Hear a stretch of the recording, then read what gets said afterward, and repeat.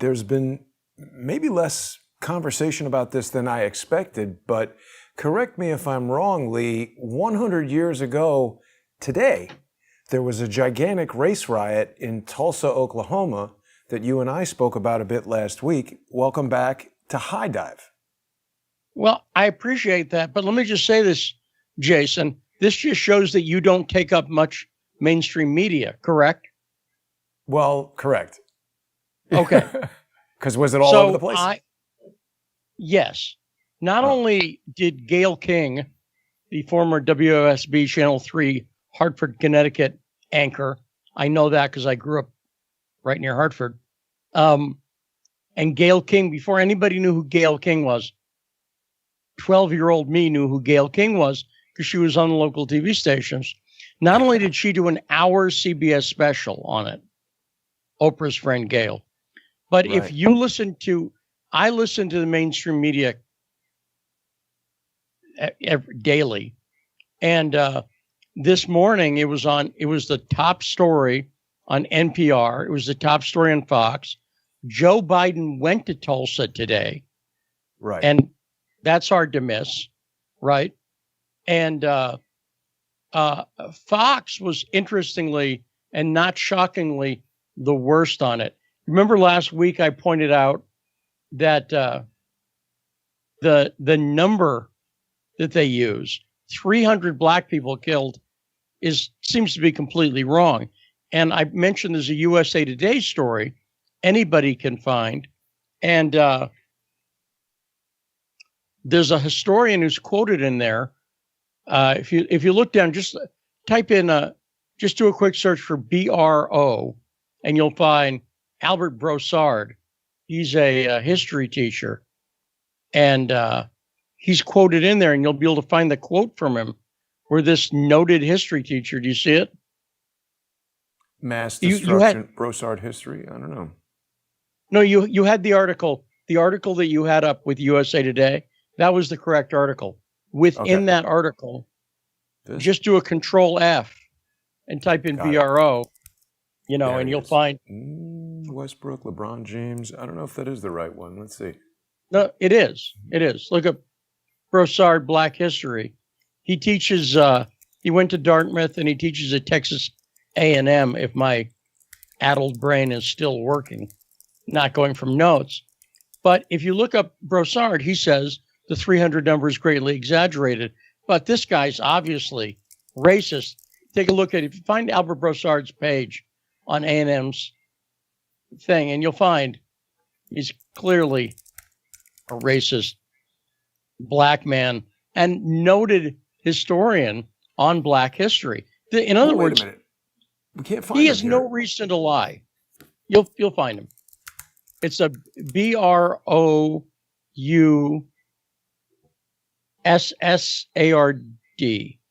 Albert Brossard, and then Texas, and Black History.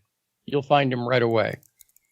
And I was looking at his page, but here's the thing: if I could find it quickly in this USA Today story, this brings us to our topic today, which is, do you know what a lot of people talk about is, and again, he's not even black and on the right.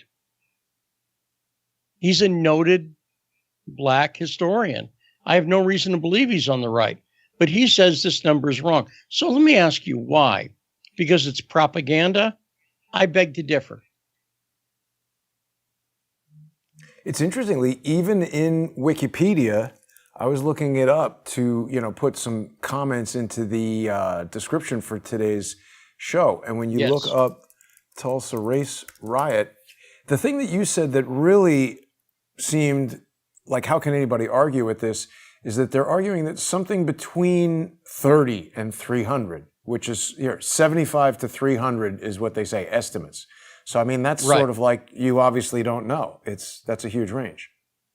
Yes, and what I noticed was everybody who said 300, nobody said, according to this source, blah, blah, blah, it was 300. They never listed a source. but everybody who said it was 38 listed sources. And but this is, everybody talks about propaganda, Jason, right? We've talked about it plenty. But I'll tell you what nobody talks about: agitation. Now,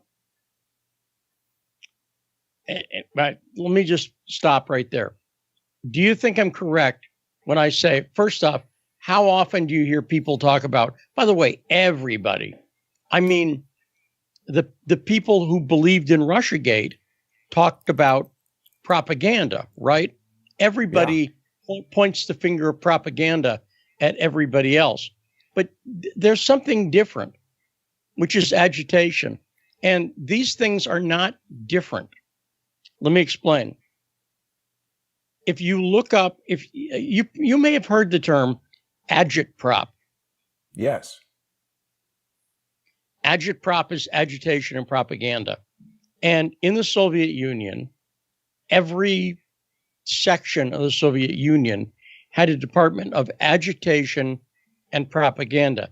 And if you look up agitation and propaganda, the two words go together because the two concepts go together. Now, I'm not sticking two words together randomly. You actually can't and shouldn't discuss propaganda without discussing agitation. And if you look it up, you will hear the masters of this, the communists, discuss them together. And they're really important to understand. In fact, understand, and again, I'm going to say this again. I never hear anybody talk about agitation. Okay? Like, no, seriously. Do you? Am I missing something? Not in this context, for sure. I mean, I've heard of agitprop, but we always hear propaganda. We don't hear about agitation. So, Black Lives Matter, for example, and this thing in Tulsa, this thing about Tulsa, is agitation. It's not really propaganda. It's propaganda, but I would put it more in the category of agitation, which is, if you look up the definitions from the commies themselves, they will explain to you, basically, that propaganda is more in-depth, and it's teaching a creed or set of beliefs. You follow me? Yeah. That's propaganda. Agitation is just getting people pissed off. And in other words, you don't need to have a whole big long lecture, right? You just need to get people pissed off.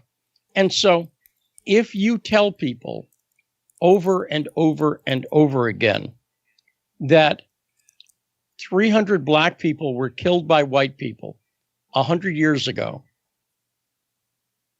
they're going to get agitated for no reason, because they wanted to destroy Black Wall Street. That's the argument. That's what I've heard. You don't need to go deep into it. Does that make sense?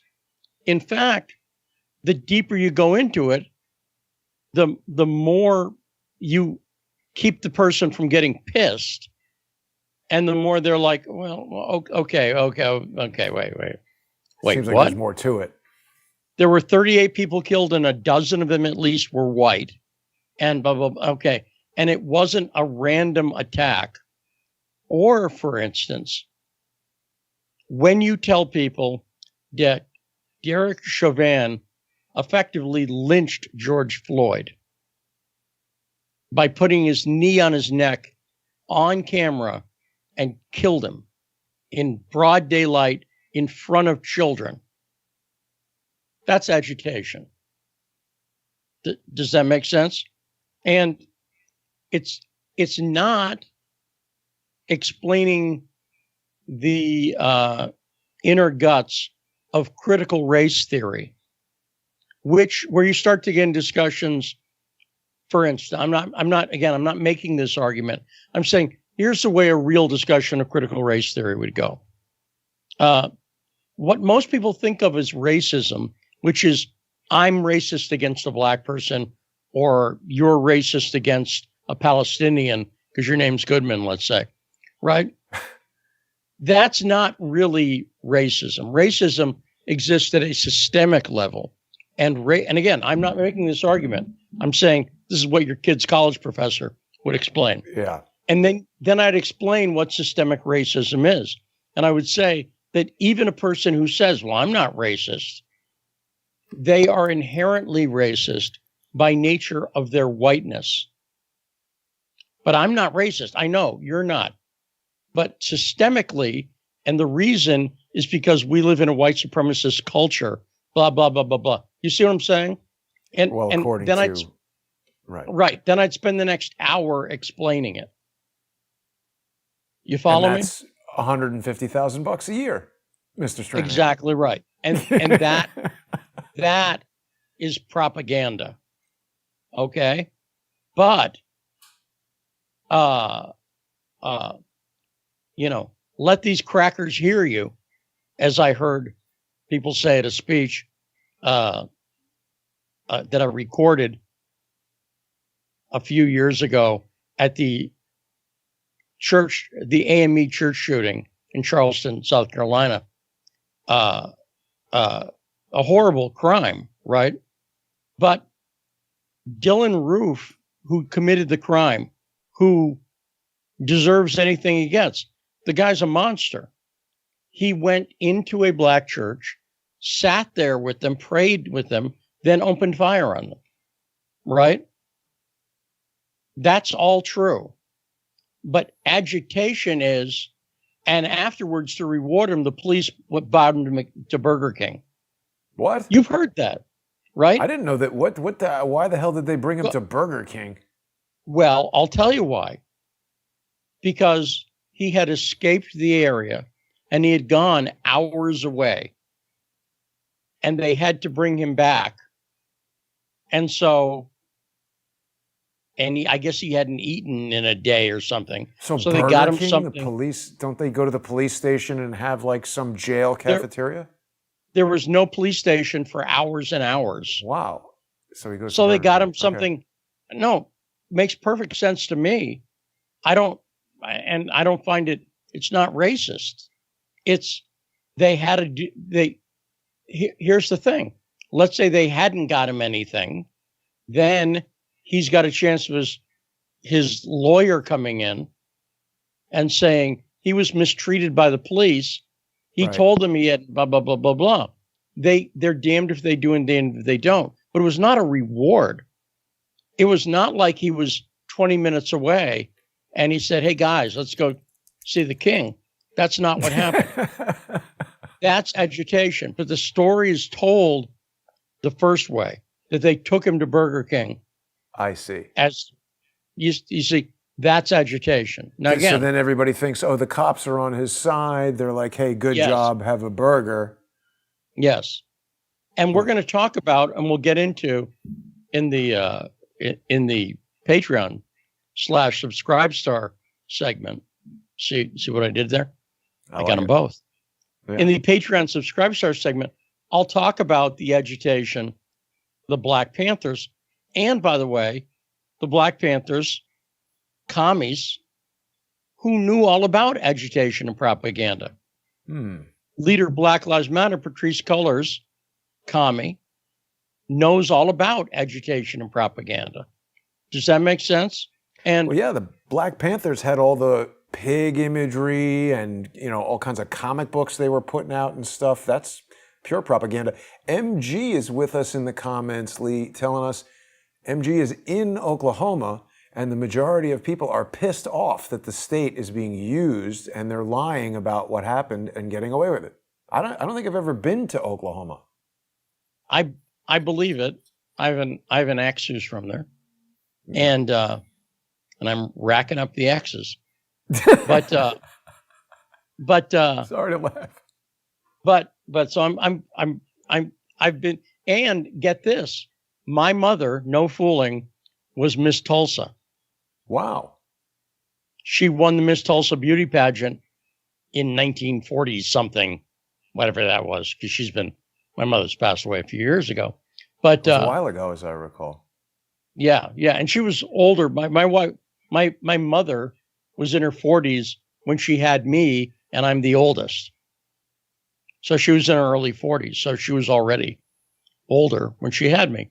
God bless her. And but so I've got some connections to Tulsa. By the way, her first husband, no kids with that husband, but her first husband was an oil person in Oklahoma. That's why she was there.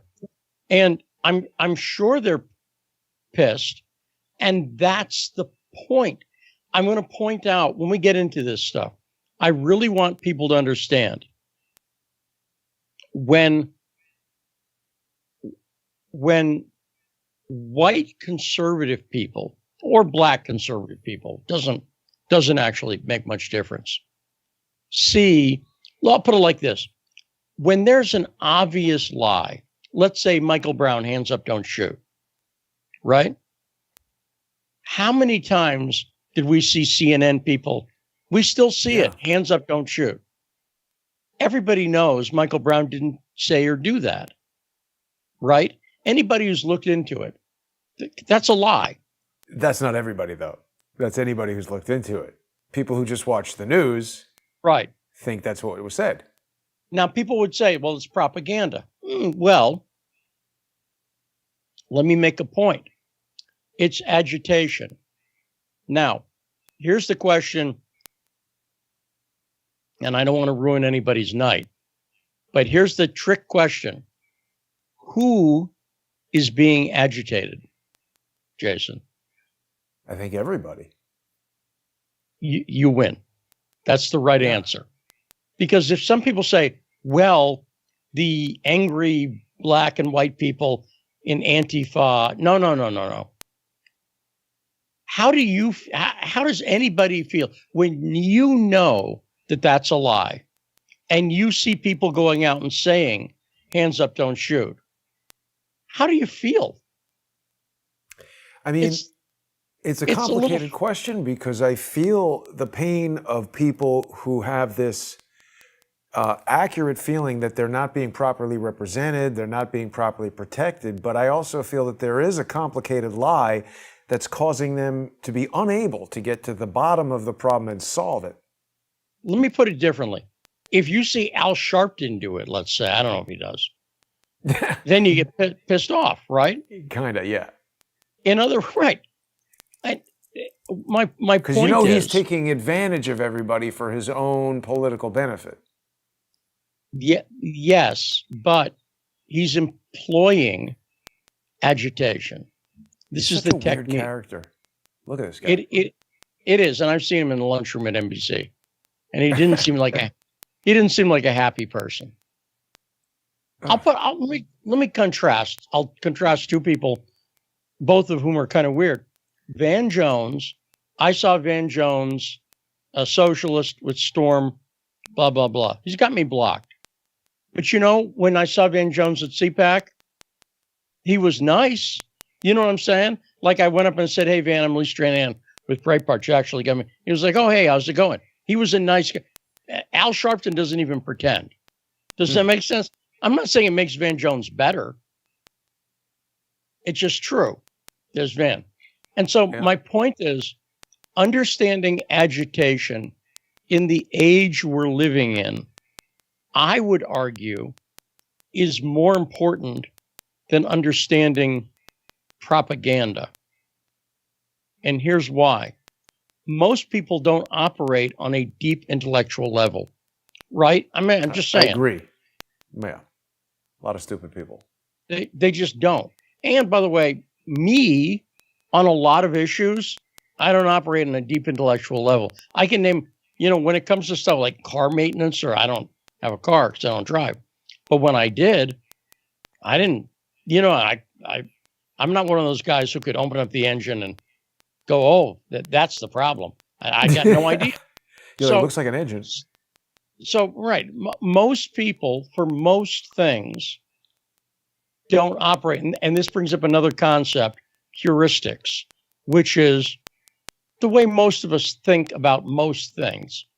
It's not that you do a deep analysis. You go by the basis of heuristics. And anybody not familiar with that, it's not a negative term. It's just a description of the way most people operate. And this is why propaganda is so important. The commies thought it was important because they thought it was the way of revealing what the masses really thought. And in a sense, they're right. You can tell through propaganda what works, what gets people pissed off.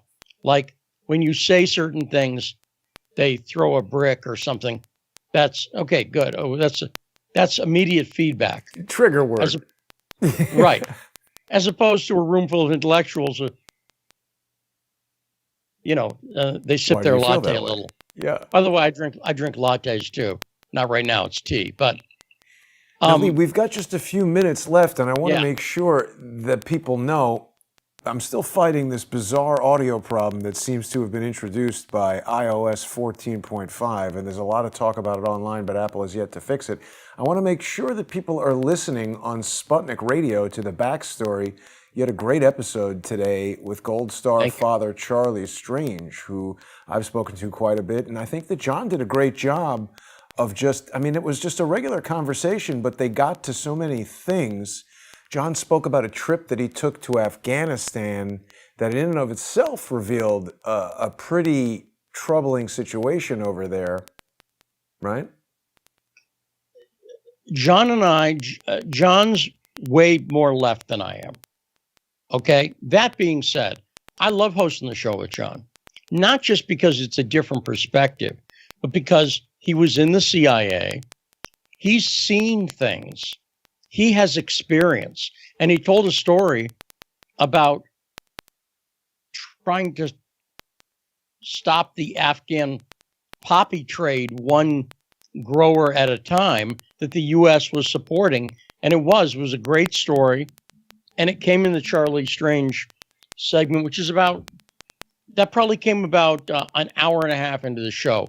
If people want to zip forward in the 2-hour show. We also spoke about trying to get something done with John Kerry, which, I don't know, it's interesting with John Kiriakou. He still has faith in a system that absolutely shafted him. So we got to talk about him a little bit more. But for right now, Lee, we got to make the transition over to patreon.com/Stranahan. That is Lee's sponsorship page where people can support Lee and his research and this show. It's very important that people who enjoy what we're talking about become sponsors on Patreon or Subscribestar, because this is how independent journalism gets done. And without your support and sponsorship, we can't do it. And let me just say this: we did have a few new signups on my Patreon, and I really appreciate it. And we got some cool stuff coming very soon. The Black Panther congressional report and some other material. Oh, yeah. I definitely want to see that. So people are going to want to get onto patreon.com/Stranahan. We'll be back in less than 5 minutes for High Dive. We'll see everybody on Patreon.